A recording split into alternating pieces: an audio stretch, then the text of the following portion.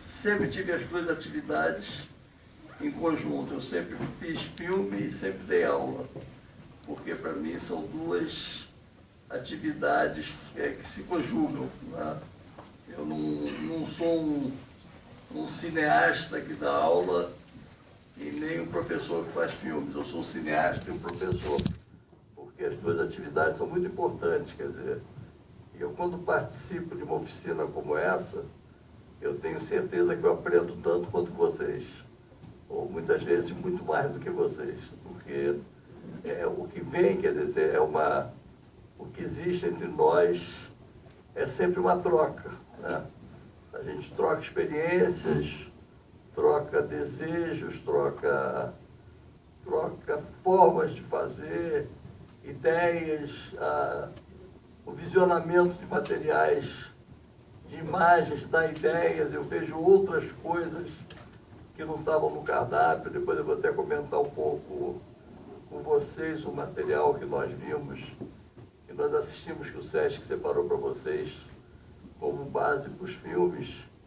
Eu fui vendo coisas que não faziam parte da preocupação, quer dizer, material separado para vocês. A ideia inicial era separar material de Vitória, principalmente do Espírito Santo.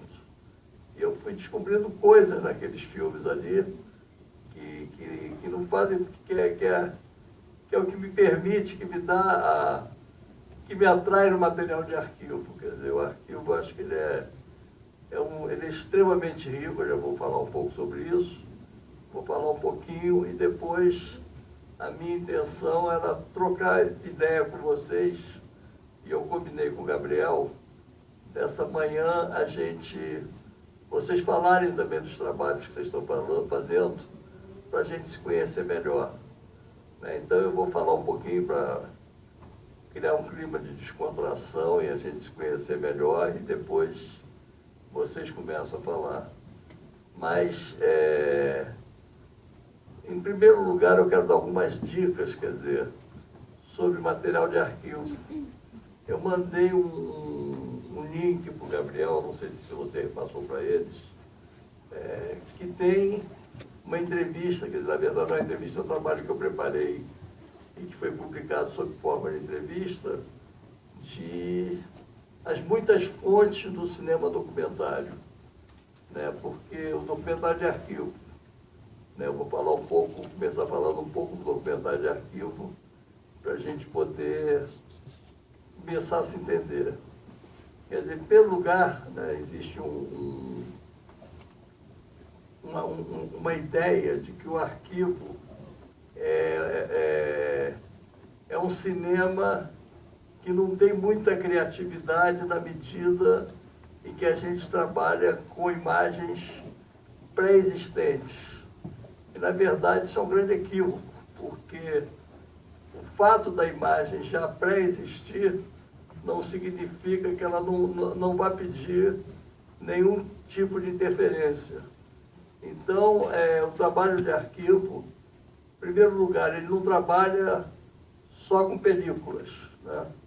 As fontes do arquivo hoje são inúmeras, né? Eu estou relacionando todas, porque nós vamos começar a enfrentar um problema muito sério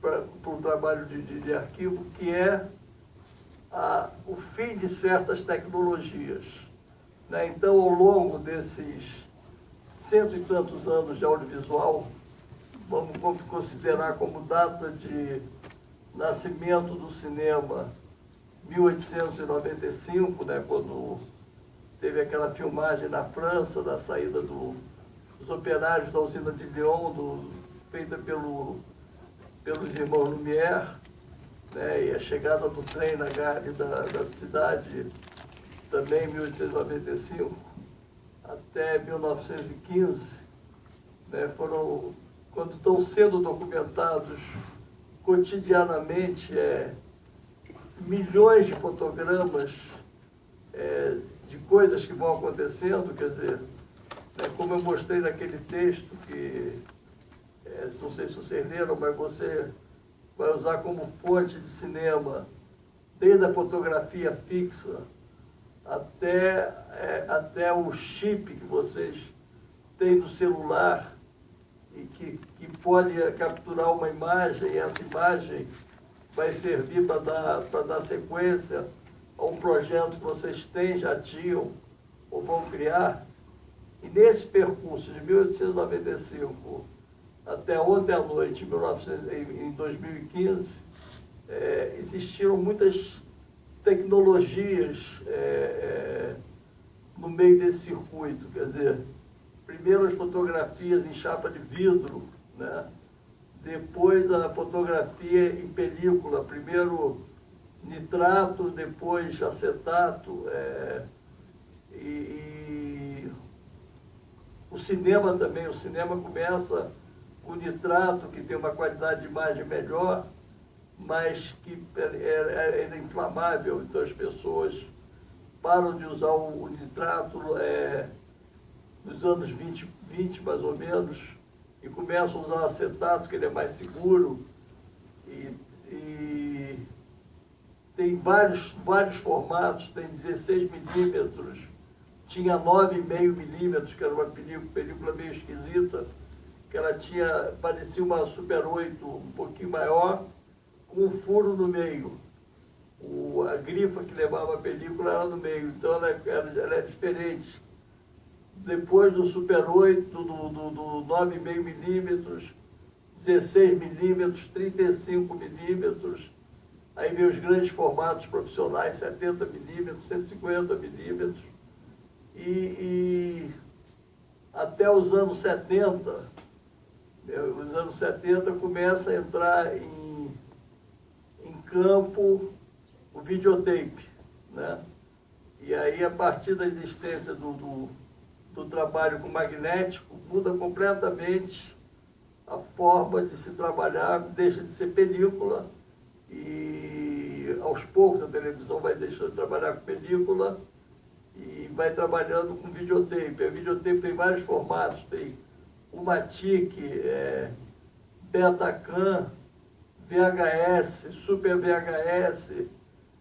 Imaginem toda a memória que vai sendo acumulada nesses sistemas todos e que vão sendo abandonados pelo caminho, né? Esse material vai ser todo documentado. Aí, o pai de um de vocês comprou uma VHS para contar a tua história como criança, né? E aí filmou teu primeiro aniversário, segundo aniversário, batizado, primeira comunhão e tal.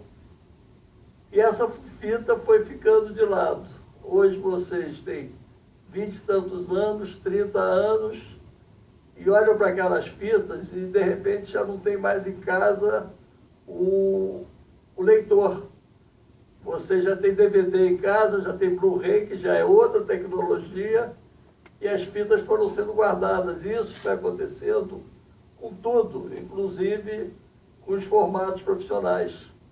As televisões, por exemplo, abandonaram o Matic há muitos anos, abandonaram o Beta há muitos anos. Hoje, todo mundo trabalha. O cinema, que até pouco tempo atrás as pessoas insistiam que tinha que ser em 35 milímetros, hoje é cartão.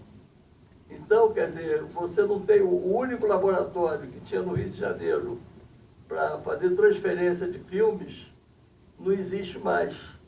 Ele se mudou para São Paulo. Então, a gente não tem... Hoje, por exemplo, eu tenho um grande acervo de películas em 16 milímetros que eu não tenho como copiar, porque eu não tenho mais um laboratório no Rio de Janeiro que copie esse material para mim.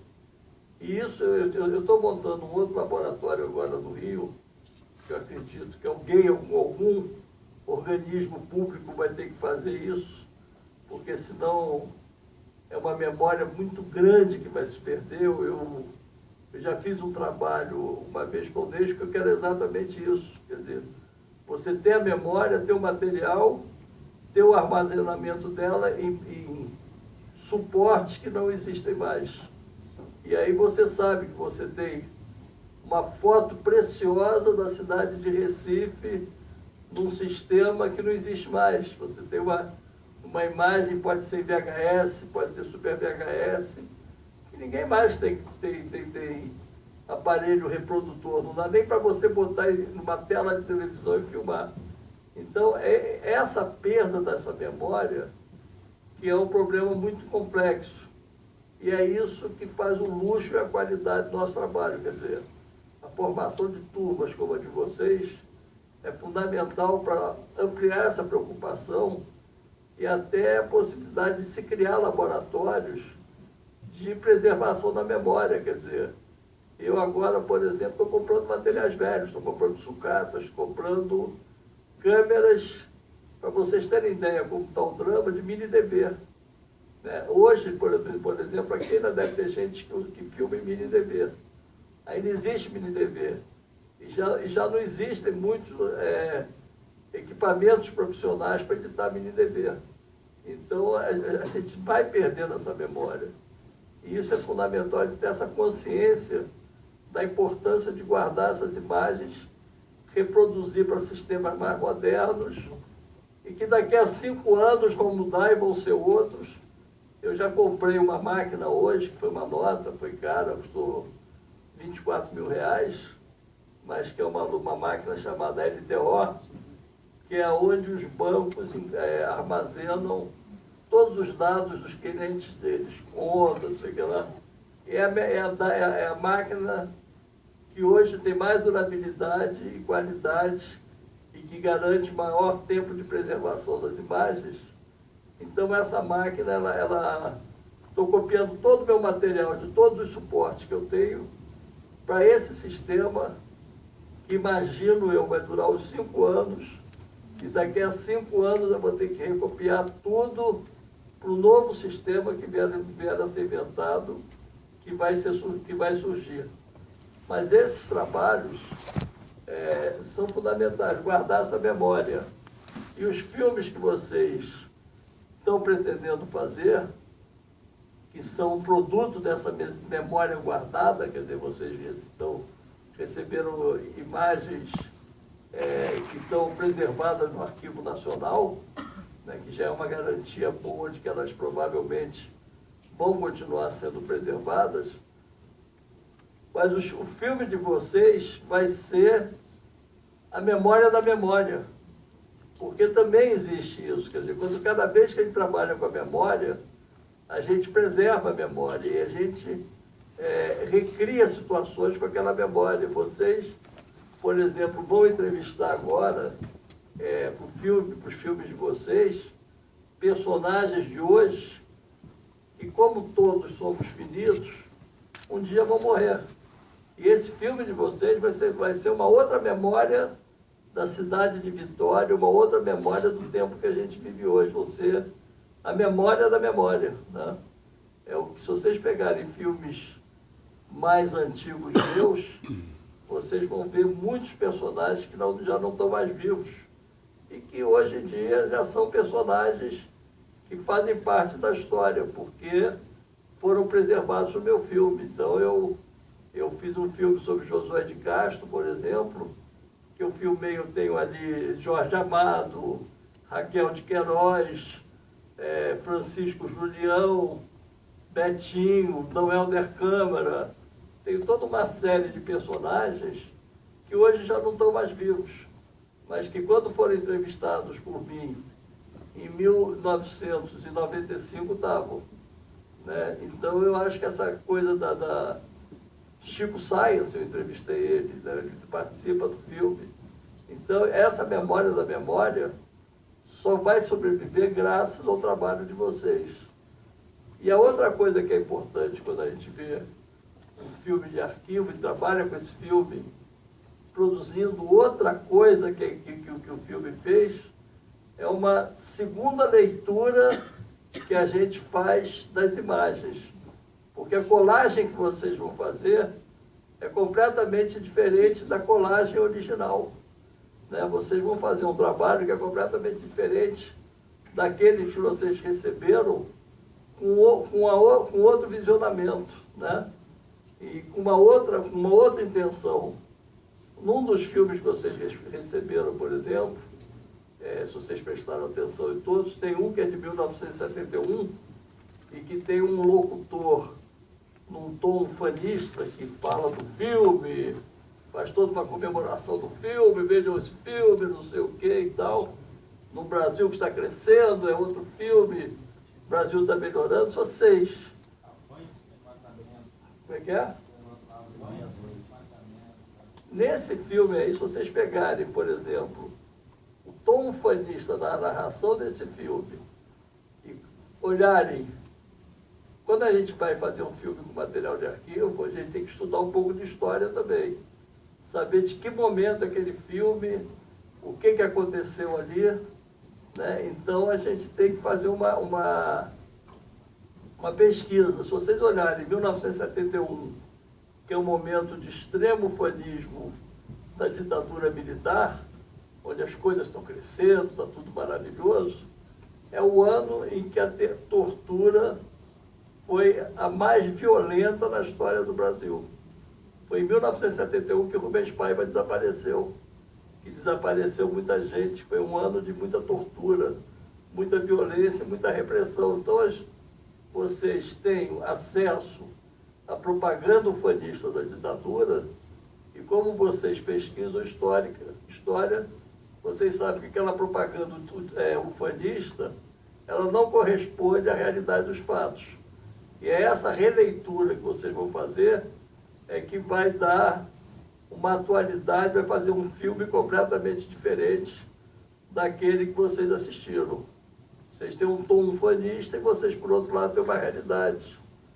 A outra questão que vocês vão perceber na série de filmes que vocês receberam é a interferência na natureza, que naquele momento era vista com ótimos olhos, que era um projeto de progresso, de desenvolvimento e tal, e hoje nós pagamos um preço por isso e olhamos com extrema desconfiança esse projeto de desenvolvimento.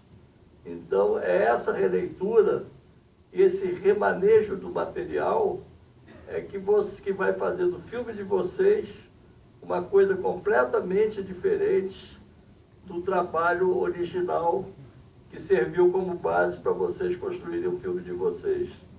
E é essa diferença que vai fazer do filme de vocês um trabalho autoral. É isso que diz que um filme de documentário baseado na construção a partir de filmes de arquivo, ele não se resume a uma mera copiagem de imagens, mas ele é uma colagem criativa. Ele é uma reconstrução da realidade a partir do trabalho autoral que cada um de vocês vai fazer.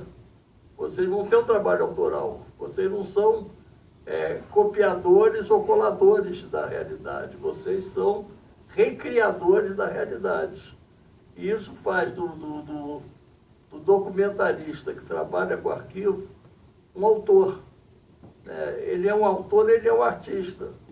Ele é tão artista quanto um artista plástico, por exemplo, que trabalha com colagem. Ele está acostumado a ver obras de arte feitas com colagem. Aí, quando a gente olha para o filme de arquivo, a gente diz, isso é mole, isso aí até eu faço. Vai fazer. Vai encarar os arquivos, pegar um arquivo puro, bruto, e tentar dar nexo a ele. E juntar com outro arquivo, com outra imagem, fazer uma outra leitura, uma outra colagem de uma outra realidade. E misturar esses arquivos e recriar uma realidade a partir de imagens já pré-existentes. E aí vocês vão perceber que é um trabalho tão difícil, e muitas vezes mais difícil do que o trabalho feito em cima de imagens que vocês mesmos podem filmar. E o cruzamento dos dois é que é o interessante. Quer dizer, na verdade, quando vocês cruzam imagens de arquivo com imagens que vocês vão filmar, é que aí é o luxo para vocês, por exemplo, descobrir um lugar onde aquela imagem original foi filmada e hoje lá filmar e ver como ficou. Esse contraponto, esse contraste que é interessante. Você passar Por exemplo, eu não conheço direito Vitória. Quando eu vi agora da Ilha do Boi para cá, o motorista foi me mostrando toda uma parte da cidade que era manguezal e que foi aterrada. Pegar aquela imagem original, manguezal, e mostrar o que ela é hoje, tem um sentido, quer dizer, inclusive, do desenvolvimento da cidade, tem um sentido positivo, e tem um sentido negativo do desastre ecológico que isso pode provocar também. Então, é essa coisa que vai fazer a riqueza do filme documental de arquivo, que é o que vocês estão se metendo a fazer. Então, e a outra coisa que leva para vocês poderem fazer isso é pesquisar cada imagem que vocês querem utilizar dentro de cada época, né? Eu acho que vocês têm que pesquisar, para aquela imagem, pesquisar passado, presente e futuro, né?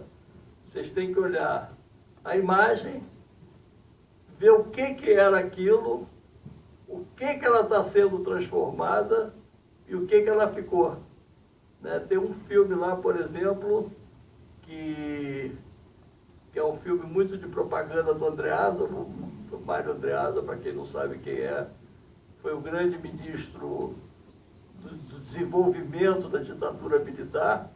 Ele foi candidato à presidência da República pela ditadura em 85, ele queria ser o seu próximo presidente da República depois do general Figueiredo, e ele perdeu a convenção da Arena na época, depois PDS e agora DEM, né? Ele perdeu a convenção, e essa convenção que ele perdeu, ele não conseguiu chegar à presidência, mas ele passou todos aqueles anos de ditadura, de 64 até 85, se preparando para ser presidente da República, e ele queria ter dentro dos militares o perfil de um Juscelino Kubitschek, de um cara promotor de obras, organizador de obras, de criador. E aí ele tem toda uma série de filmes da Agência Nacional, né? Todos os filmes ali, à exceção de um, são da Agência Nacional. E todos os filmes pós-66, o Andreasa está ali dentro. Ele esteve fora do governo um período muito pequeno e fazendo obras. E todos os filmes têm uma matéria de propaganda dele, seja um que ele está falando de pontes que já deviam ter sido construídas desde 66 e não foram construídas. E nós estamos, que ano das pontes, que ano é? 71? Então, de 66 a 71, aqui essas pontes deviam ter sido construídas e não foram. Aí ele mostra uma. Então, ele está se mostrando como um grande construtor de pontes. E aí é o caso de acompanhar essa história. Quer dizer, para quem quiser continuar trabalhando com esse tema, com esse material, dá para acompanhar o que era antes, o que ele fez e o que é hoje, o que aconteceu com aquilo lá. Uma das obras dele, por exemplo, foi a Transamazônica. O que aconteceu com a Transamazônica? Né? Não aconteceu nada. Ela está acabando com a floresta, acabou como estrada, acabou com a vida de muita gente que acreditou, que abandonou terras férteis no Brasil inteiro, inclusive aqui no Espírito Santo. Eu fiz um filme em Rondônia uma vez e acompanhei uma família que estava saindo aqui do Espírito Santo para se instalar em Rondônia, e essa família não aconteceu nada. Ele chegou lá, não tinha mais terra, o INCRA não estava distribuindo terra, mais nada. Tem um filme de 76 que faz uma propaganda de distribuição de terras para camponeses do Araguaia. Olha, 76, Araguaia. O que é o Araguaia? Onde teve uma zona de guerrilha e teve um dos maiores extermínios de camponeses da história do Brasil. E o filme mostra... O filme não fala do assunto. Se vocês pegarem o texto do filme, ele não fala de maneira nem de guerrilha e nem dos camponeses, mas fala com um certo rancor daquele, essa terra vai para quem merece.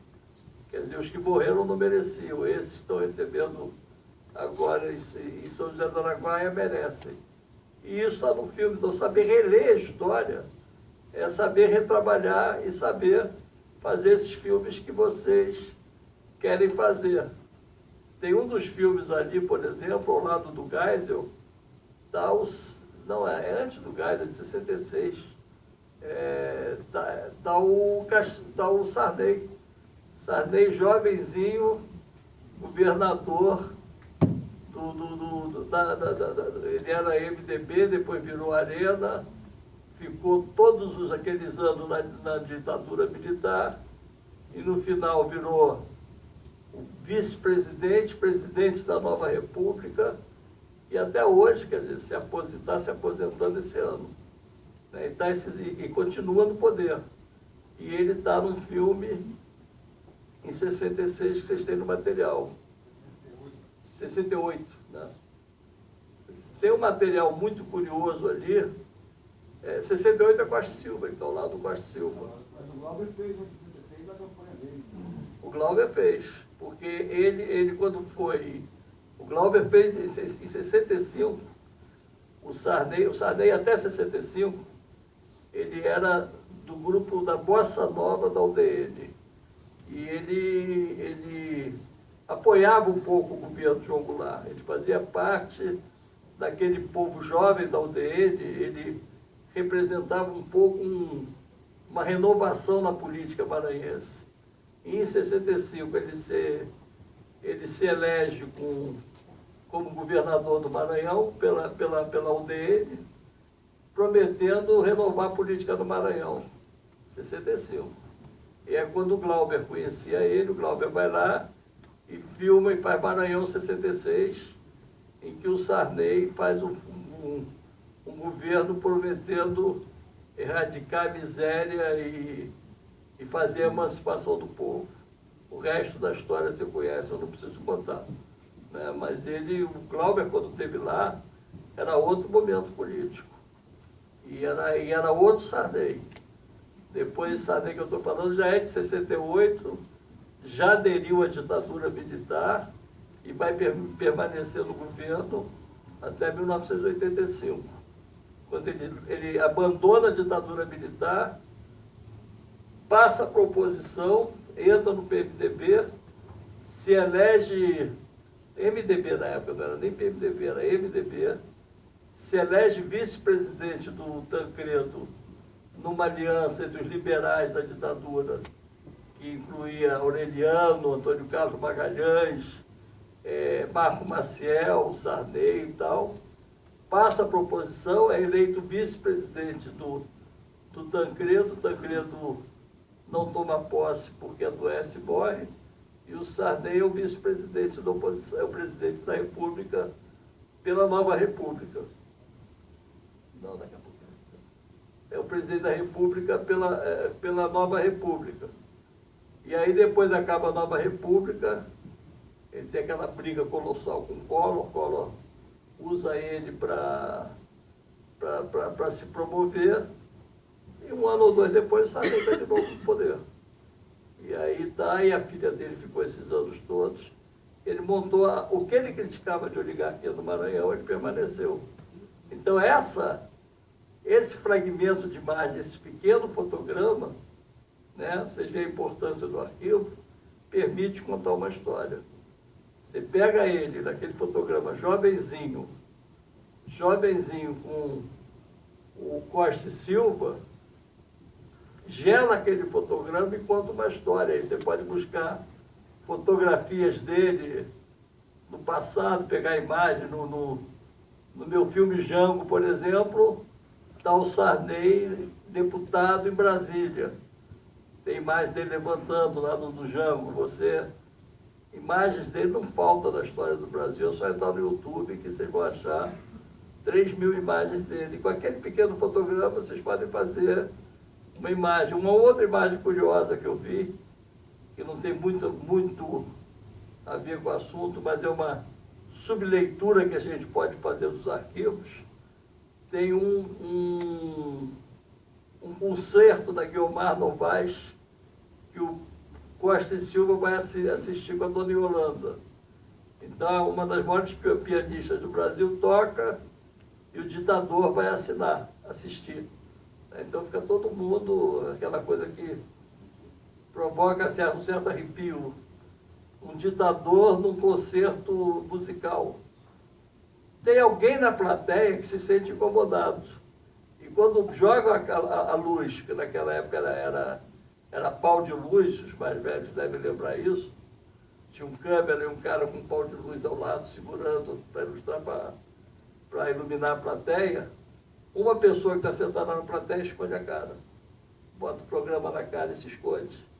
Não faz parte da intenção do cinegrafista filmar aquilo, mas ele registra coisas que não estão previstas serem registradas. Então isso é uma subleitura que vocês podem fazer dos arquivos que vocês assistiram.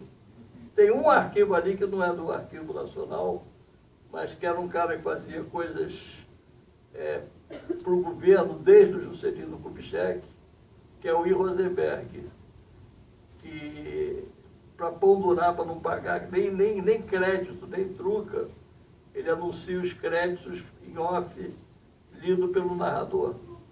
É o único filme que não tem créditos. Também é um detalhe curioso que pode chamar a atenção de vocês no uso dessas imagens. Mas, enfim, eu já falei um pouco, acho que já criei um clima. A gente já conversou, agora está na hora de vocês explicarem, começarem a falar dos projetos de vocês, para a gente poder começar a conversar concretamente. Qual é o primeiro grupo que aparece, André? Tem um na bala, não.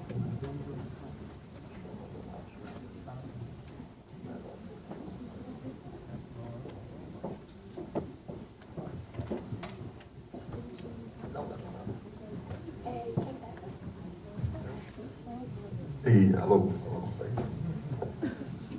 Bom, por favor, se apresentem, nome. Olá, bom dia a todos. Sou Fabiano. A gente é do grupo. A proponente foi a Lígia. Eu estou aqui como porta-voz, mas a gente vai falar compartilhado.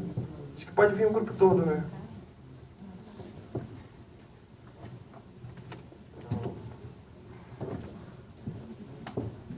Foi o maior grupo? Foi o que a gente conseguiu Juntar. reunir das pessoas que não eram inicialmente do grupo e a gente acolheu para participar do projeto. E o nosso trabalho, ele meio que, parte do que você falou foi o nosso pensamento. A gente vai trabalhar as imagens de Vitória a partir de uma visão. E tal, né? E o Idade da Terra, para o Glauber, era assim. Era um filme que era para você entrar no cinema, via meia hora, aí saía, aí voltava no outro dia, via mais um pouco, via mais um pouco. E o sistema comercial de cinema obrigava, primeiro, aí para filme, obrigou que ele colocasse créditos. Então, sem ele querer, o filme passou a ter começo, meio e fim. Porque foi colocado crédito de abertura, foi colocado crédito de fim. Os projecionistas eram obrigados a projetar naquela ordem. Tem história de que ele não queria numerar as latas, né? Tipo, Ele não queria numerar as latas. que cada lugar fosse projetado de uma maneira diferente. Cada dia o projecionista passava a lata que ele quisesse, a hora que ele quisesse. Aí você ia vendo, você via um pedaço num dia, um pedaço do outro. E o único cara que eu conheço que fez isso adora o filme. Que o cara viu em São Paulo e tinha um bar em frente ao cinema onde ele viu. Então ele via meia hora, saía, bebia uma cachaça e voltava. E cada vez que ele voltava mais bêbado. E cada vez que ele voltava, o filme melhorava. Aí ele saía de novo, aí bebia mais um pouco. Aí voltava mais bêbado. Aí ele dizia, genial, mestre! É assim mesmo. Como é que é? Sacanagem com o Glauber. Não, mas eu acho que o Glauber gostaria. Com certeza. Como é que é? Dá uma cachaça de uma Eu tô... Mas não Fala precisa. logo, Glauber, tá falando Glauber. Fala, pessoal, Cruz é praça. Esse aqui é o Wilson Coelho, técnico de literatura. Cruz na Ele veio praça. Só para distribuir um regalo. Tá, beleza. Tá, isso aqui eu vou deixar com você, é um livro nosso ali das Arquivos do Espírito Santo. Tá, beleza. E esse aqui de um artista plástico francês, por aí. Sodane. Agora essa revista aqui, Sempre tive as duas atividades em conjunto. Eu sempre fiz filme e sempre dei aula, porque para mim são duas atividades que se conjugam, né? Eu não sou um cineasta que dá aula e nem um professor que faz filmes. Eu sou um cineasta e um professor, porque as duas atividades são muito importantes. Quer dizer, eu quando participo de uma oficina como essa, eu tenho certeza que eu aprendo tanto quanto vocês, ou muitas vezes muito mais do que vocês, porque o que vem, quer dizer, o que existe entre nós é sempre uma troca, né? A gente troca experiências, troca desejos, troca formas de fazer, ideias, o visionamento de materiais, de imagens, dá ideias. Eu vejo outras coisas que não estavam no cardápio. Depois eu vou até comentar um pouco com vocês o material que nós vimos, que nós assistimos, que o Sesc separou para vocês como base para os filmes, que eu fui vendo coisas que não faziam parte da preocupação. Quer dizer, material separado para vocês. A ideia inicial era separar material de Vitória, principalmente do Espírito Santo. E eu fui descobrindo coisas naqueles filmes ali que não fazem, que é o que me permite, que me dá, que me atrai no material de arquivo. Quer dizer, o arquivo, acho que ele é extremamente rico. Eu já vou falar um pouco sobre isso, vou falar um pouquinho e depois a minha intenção era trocar ideia com vocês, e eu combinei com o Gabriel, dessa manhã vocês falarem também dos trabalhos que vocês estão fazendo, para a gente se conhecer melhor, né? Então eu vou falar um pouquinho para criar um clima de descontração e a gente se conhecer melhor, e depois vocês começam a falar. Mas, em primeiro lugar, eu quero dar algumas dicas, quer dizer, sobre material de arquivo.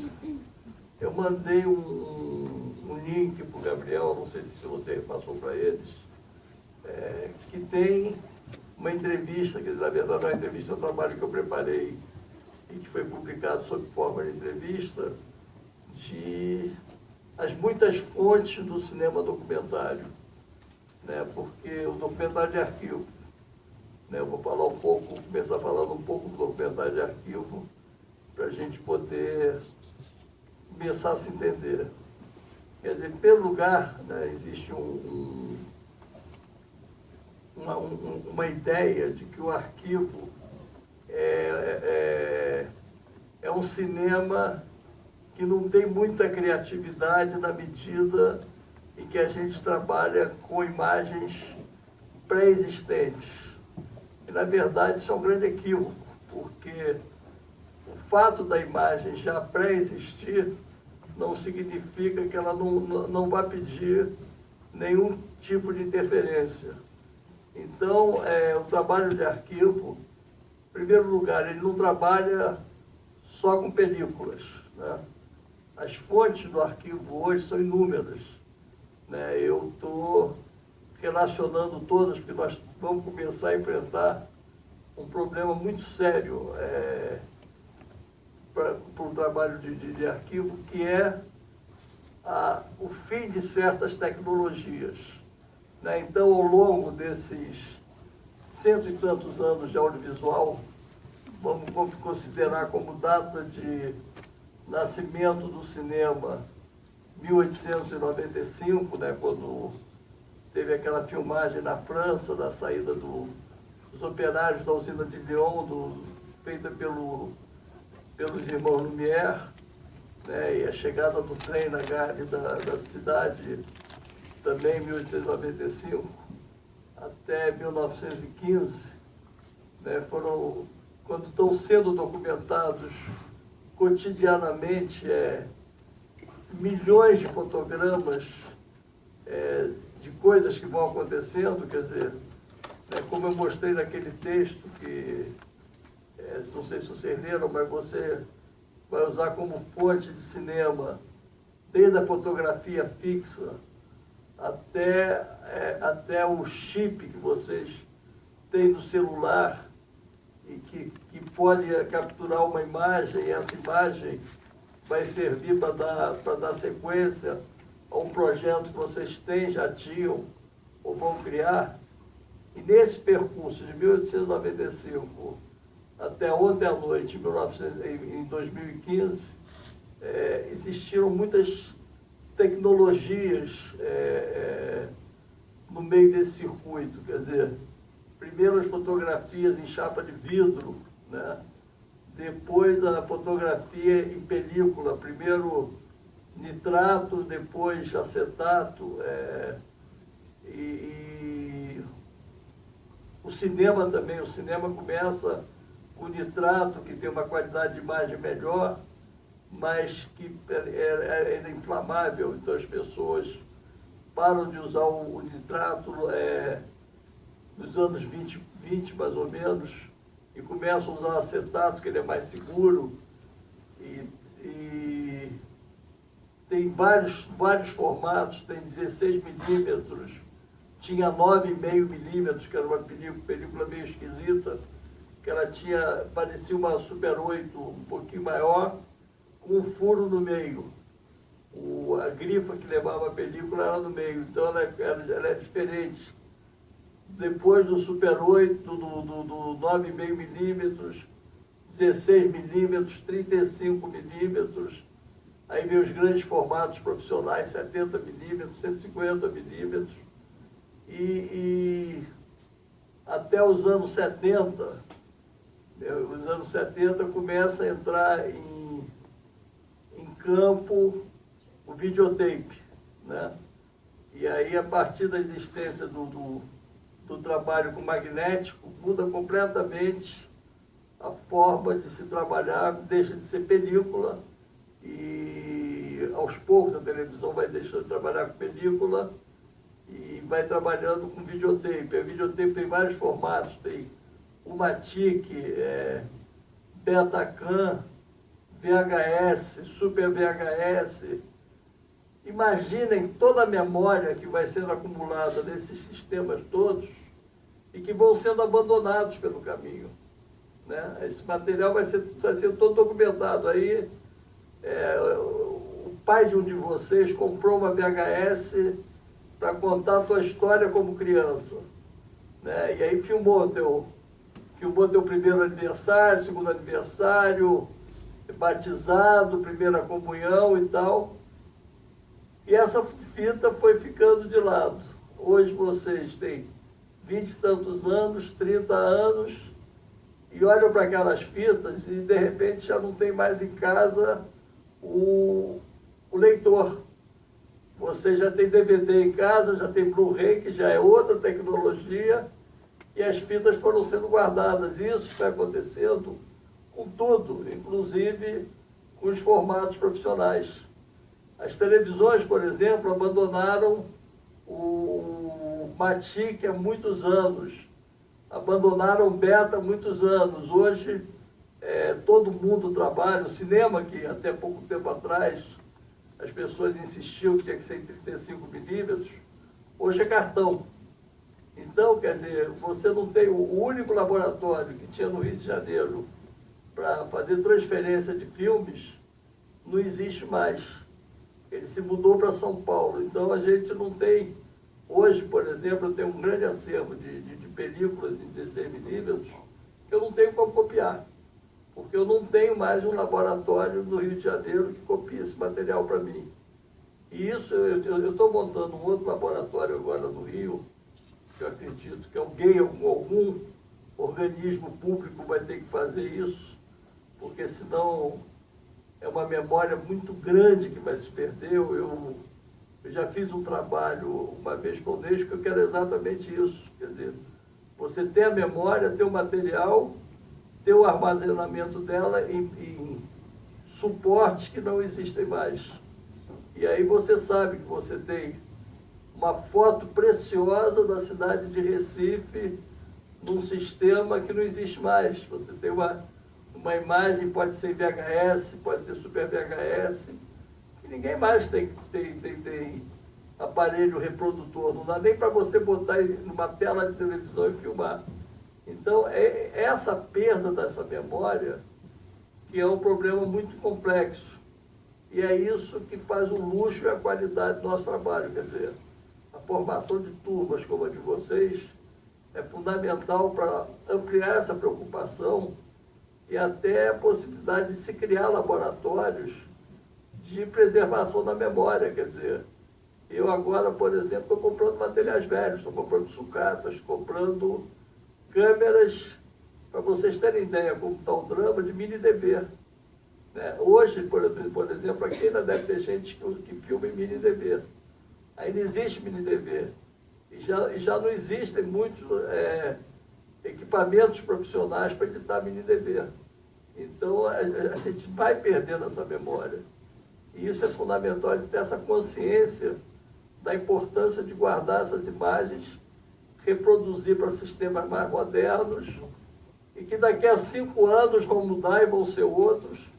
Eu já comprei uma máquina hoje, que foi uma nota, foi cara, custou R$24 mil, mas que é uma máquina chamada LTO, que é onde os bancos armazenam todos os dados dos clientes deles, contas, não sei o que lá. É a máquina que hoje tem mais durabilidade e qualidade e que garante maior tempo de preservação das imagens. Então, essa máquina, estou copiando todo o meu material de todos os suportes que eu tenho para esse sistema, que imagino eu vai durar uns 5 anos, e daqui a 5 anos eu vou ter que recopiar tudo para o novo sistema que vier a ser inventado, que vai surgir. Mas esses trabalhos são fundamentais, guardar essa memória. E os filmes que vocês estão pretendendo fazer, que são produto dessa memória guardada, quer dizer, vocês receberam imagens que estão preservadas no Arquivo Nacional, né, que já é uma garantia boa de que elas provavelmente vão continuar sendo preservadas. Mas o filme de vocês vai ser a memória da memória, porque também existe isso. Quer dizer, cada vez que a gente trabalha com a memória, a gente preserva a memória e a gente recria situações com aquela memória. Vocês, por exemplo, vão entrevistar agora, para os filmes de vocês, personagens de hoje, que, como todos somos finitos, um dia vão morrer. E esse filme de vocês vai ser uma outra memória da cidade de Vitória, uma outra memória do tempo que a gente vive hoje. Vai ser a memória da memória. Né? Se vocês pegarem filmes mais antigos meus, vocês vão ver muitos personagens que já não estão mais vivos. E que hoje em dia já são personagens que fazem parte da história, porque foram preservados no meu filme. Então, eu fiz um filme sobre Josué de Castro, por exemplo, que eu filmei, eu tenho ali Jorge Amado, Raquel de Queiroz, Francisco Julião, Betinho, Noel Der Câmara. Tenho toda uma série de personagens que hoje já não estão mais vivos, mas que quando foram entrevistados por mim em 1995 estavam. Né? Então, eu acho que essa coisa da Chico Science, eu entrevistei ele, né? Ele participa do filme. Então, essa memória da memória só vai sobreviver graças ao trabalho de vocês. E a outra coisa que é importante quando a gente vê um filme de arquivo e trabalha com esse filme, produzindo outra coisa que o filme fez, é uma segunda leitura que a gente faz das imagens. Porque a colagem que vocês vão fazer é completamente diferente da colagem original. Né? Vocês vão fazer um trabalho que é completamente diferente daquele que vocês receberam com outro visionamento, né? E com uma outra intenção. Num dos filmes que vocês receberam, por exemplo, se vocês prestaram atenção em todos, tem um que é de 1971 e que tem um locutor num tom fanista que fala do filme, faz toda uma comemoração do filme, vejam esse filme, não sei o que e tal. No Brasil que está crescendo, é outro filme, o Brasil está melhorando, só 6. Como é que é? Nesse filme aí, se vocês pegarem, por exemplo, o tom fanista da narração desse filme e olharem, quando a gente vai fazer um filme com material de arquivo, a gente tem que estudar um pouco de história também. Saber de que momento aquele filme, o que aconteceu ali, né? Então a gente tem que fazer uma pesquisa. Se vocês olharem 1971, que é um momento de extremo fanismo da ditadura militar, onde as coisas estão crescendo, está tudo maravilhoso, é o ano em que a tortura foi a mais violenta na história do Brasil. Foi em 1971 que Rubens Paiva desapareceu, que desapareceu muita gente. Foi um ano de muita tortura, muita violência, muita repressão. Então, vocês têm acesso à propaganda ufanista da ditadura e como vocês pesquisam história, vocês sabem que aquela propaganda ufanista, ela não corresponde à realidade dos fatos. E é essa releitura que vocês vão fazer que vai dar uma atualidade, vai fazer um filme completamente diferente daquele que vocês assistiram. Vocês têm um tom ufanista e vocês, por outro lado, têm uma realidade. A outra questão que vocês vão perceber na série de filmes que vocês receberam é a interferência na natureza, que naquele momento era vista com ótimos olhos, que era um projeto de progresso, de desenvolvimento e tal, e hoje nós pagamos um preço por isso e olhamos com extrema desconfiança esse projeto de desenvolvimento. Então, é essa releitura, esse remanejo do material que vai fazer do filme de vocês uma coisa completamente diferente do trabalho original que serviu como base para vocês construírem o filme de vocês. E é essa diferença que vai fazer do filme de vocês um trabalho autoral. É isso que diz que um filme de documentário baseado na construção a partir de filmes de arquivo, ele não se resume a uma mera copiagem de imagens, mas ele é uma colagem criativa. Ele é uma reconstrução da realidade a partir do trabalho autoral que cada um de vocês vai fazer. Vocês vão ter um trabalho autoral. Vocês não são copiadores ou coladores da realidade. Vocês são recriadores da realidade. E isso faz do documentarista que trabalha com arquivo um autor. Ele é um autor, ele é um artista. Ele é tão artista quanto um artista plástico, por exemplo, que trabalha com colagem. Ele está acostumado a ver obras de arte feitas com colagem. Aí, quando a gente olha para o filme de arquivo, a gente diz, isso é mole, isso aí até eu faço. Vai fazer. Vai encarar os arquivos, pegar um arquivo puro, bruto, e tentar dar nexo a ele. E juntar com outro arquivo, com outra imagem, fazer uma outra leitura, uma outra colagem de uma outra realidade. E misturar esses arquivos e recriar uma realidade a partir de imagens já pré-existentes. E aí vocês vão perceber que é um trabalho tão difícil, e muitas vezes mais difícil do que o trabalho feito em cima de imagens que vocês mesmos podem filmar. E o cruzamento dos dois é que é o interessante.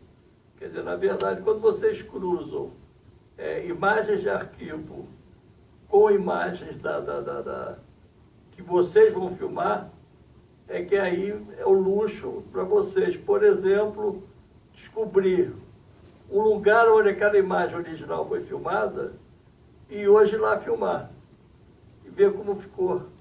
Esse contraponto, esse contraste que é interessante, né? Você passar, por exemplo, eu não conheço direito Vitória, quando eu vi agora da Ilha do Boi para cá, o motorista foi me mostrando toda uma parte da cidade que era manguezal e que foi aterrada.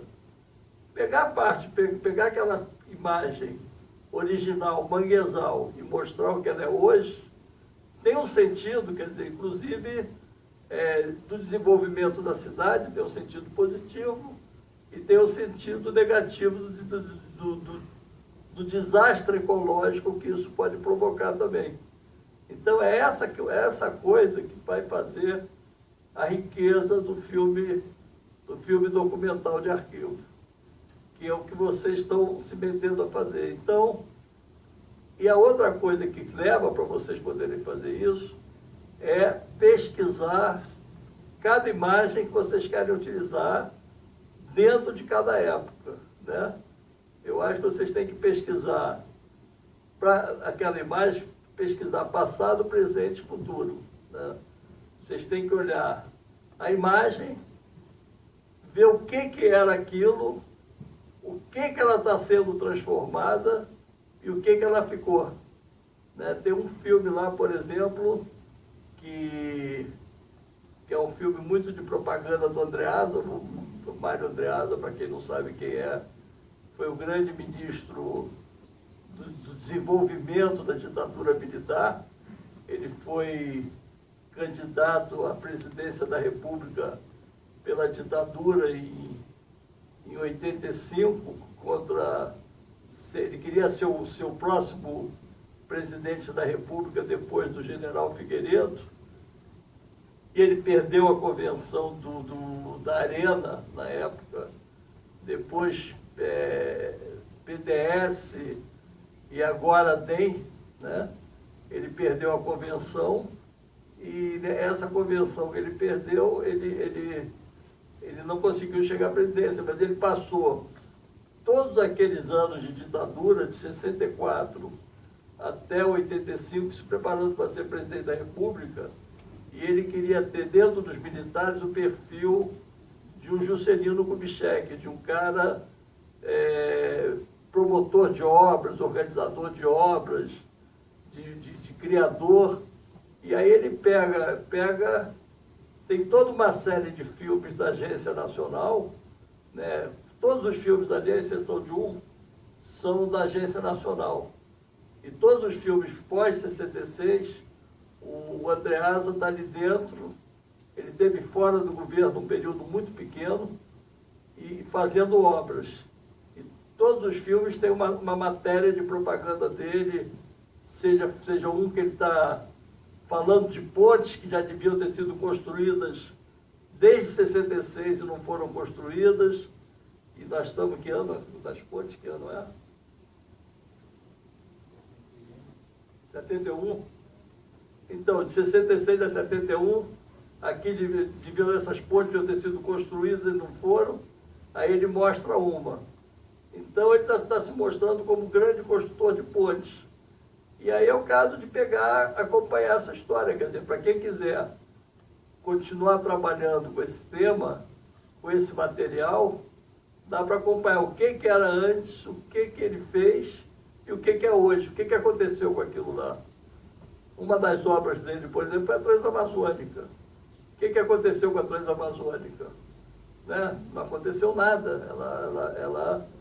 Ela está acabando com a floresta, acabou com a estrada, acabou com a vida de muita gente que acreditou, que abandonou terras férteis no Brasil inteiro, inclusive aqui no Espírito Santo. Eu fiz um filme em Rondônia uma vez e acompanhei uma família que estava saindo aqui do Espírito Santo para se instalar em Rondônia, e essa família não aconteceu nada. Ele chegou lá, não tinha mais terra, o INCRA não estava distribuindo terra, mais nada. tem um filme de 76 que faz uma propaganda de distribuição de terras para camponeses do Araguaia. Olha, 76, Araguaia. O que é o Araguaia? Onde teve uma zona de guerrilha e teve um dos maiores extermínios de camponeses da história do Brasil. E o filme mostra... O filme não fala do assunto. Se vocês pegarem o texto do filme, ele não fala de maneira nem de guerrilha e nem dos camponeses, mas fala com um certo rancor dessa terra vai para quem merece. Quer dizer, os que morreram não mereciam, esses que estão recebendo agora em São José do Araguaia merecem. E isso está no filme. Então, saber reler a história é saber retrabalhar e saber fazer esses filmes que vocês querem fazer. Tem um dos filmes ali, por exemplo, ao lado do Geisel, não, é antes do Geisel, é de 66, tá o Sarney. Sarney, jovenzinho, governador,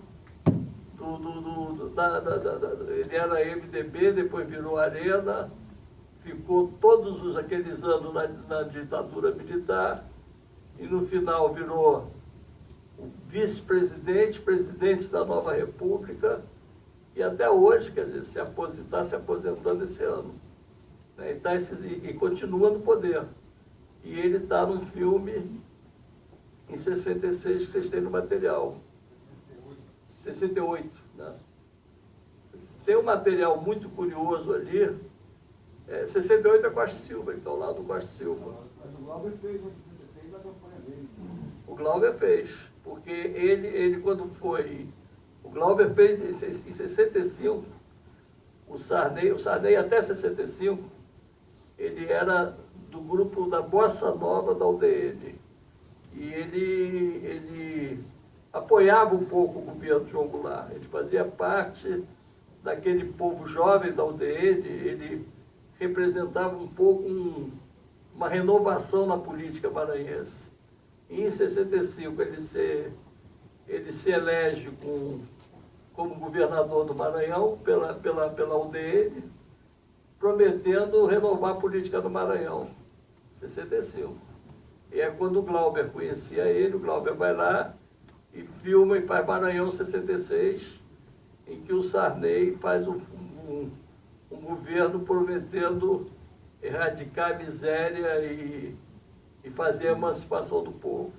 O resto da história você conhece, eu não preciso contar. Né? Mas o Glauber, quando esteve lá, era outro momento político. E era outro Sarney.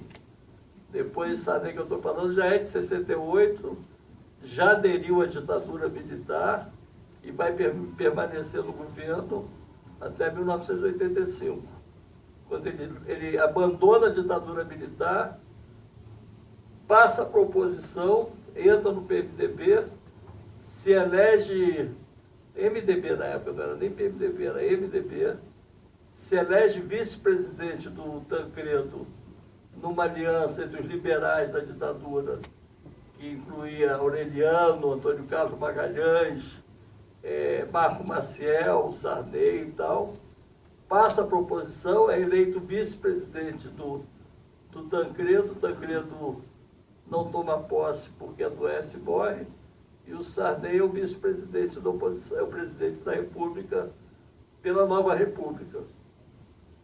Não, daqui a pouco. É o presidente da República pela Nova República. E aí, depois acaba a Nova República, ele tem aquela briga colossal com o Collor usa ele para se promover, e um ano ou dois depois sai de novo do poder. E aí e a filha dele ficou esses anos todos.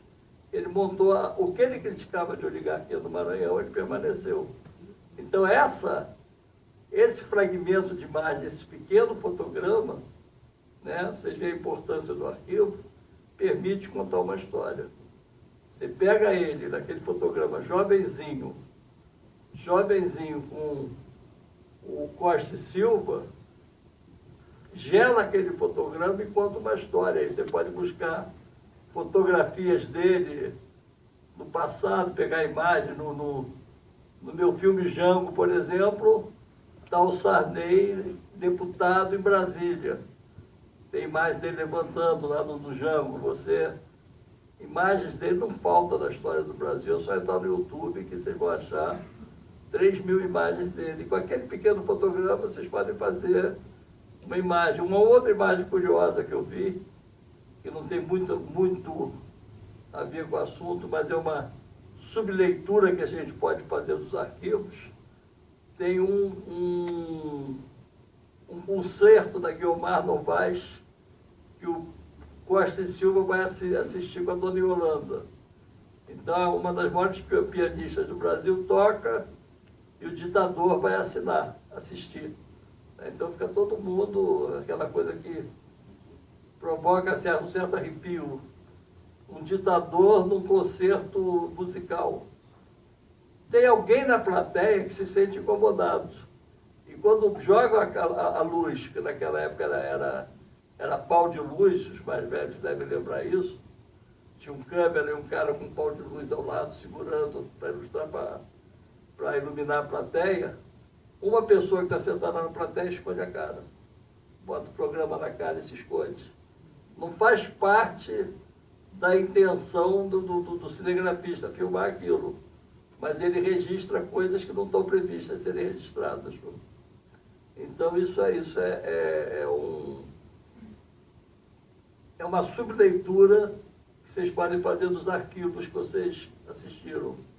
Tem um arquivo ali que não é do Arquivo Nacional, mas que era um cara que fazia coisas para o governo desde o Juscelino Kubitschek, que é o I. Rosenberg, que para pondurar, para não pagar nem crédito, nem truca, ele anuncia os créditos em off, lido pelo narrador.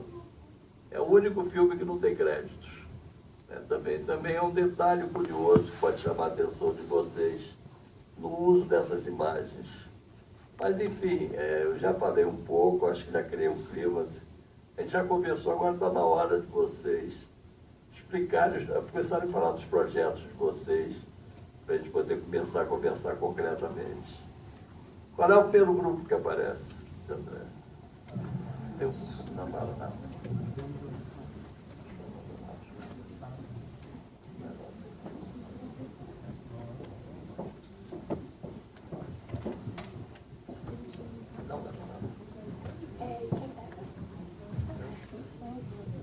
Alô? Bom, por favor, se apresentem, nome. Olá, bom dia a todos. Sou Fabiano. A proponente foi a Lígia. Eu estou aqui como porta-voz, mas a gente vai falar compartilhado. Acho que pode vir o grupo todo, né?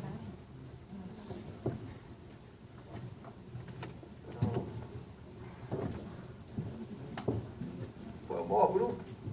Foi o que a gente conseguiu Juntar. reunir até as pessoas que não eram inicialmente do grupo e a gente acolheu para participar do projeto. E o nosso trabalho, ele meio que, parte do que você falou foi o nosso pensamento. A gente vai trabalhar as imagens de Vitória a partir de uma visão. E tal, né? E o Idade da Terra, para o Glauber, era assim. Era um filme que era para você entrar no cinema, via meia hora, aí saía, aí voltava no outro dia, via mais um pouco. E o sistema comercial de cinema obrigava, primeiro a Embrafilme obrigou que ele colocasse créditos. Então, sem ele querer, o filme passou a ter começo, meio e fim. Que foi colocado crédito de abertura, foi colocado crédito de fim. Os projecionistas eram obrigados a projetar naquela ordem. Tem história de que ele não queria numerar as latas, né? Tipo, Ele não queria numerar as latas. que cada lugar fosse projetado de uma maneira diferente. Cada dia o projecionista passava a lata que ele quisesse, a hora que ele quisesse. Aí você ia vendo, você via um pedaço num dia, um pedaço do outro. E o único cara que eu conheço que fez isso adora o filme. Que o cara viu em São Paulo e tinha um bar em frente ao cinema onde ele viu. Então ele via meia hora, saía, bebia uma cachaça e voltava. E cada vez que ele voltava mais bêbado. E cada vez que ele voltava, o filme melhorava. Aí ele saía de novo, aí bebia mais um pouco.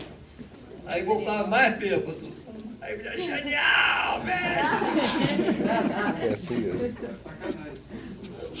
Como é que é? Sacanagem com o Glauber. Não, mas eu acho que o Glauber gostaria. Com certeza. Como é que é? Dá uma cachaça aí de você. Eu tô... Mas não Fala logo precisa. do Glauber, tá falando do Glauber. Não. Fala pessoal, Cruz é praça. Esse aqui é o Wilson Coelho, técnico de literatura. Cruz na Ele veio praça. Só para distribuir um regalo. Tá, beleza. Tá, esse aqui eu vou deixar com você, é um livro nosso ali das Orquídeas do Espírito Santo. Tá, beleza. E esse aqui de um artista plástico francês que mora aí.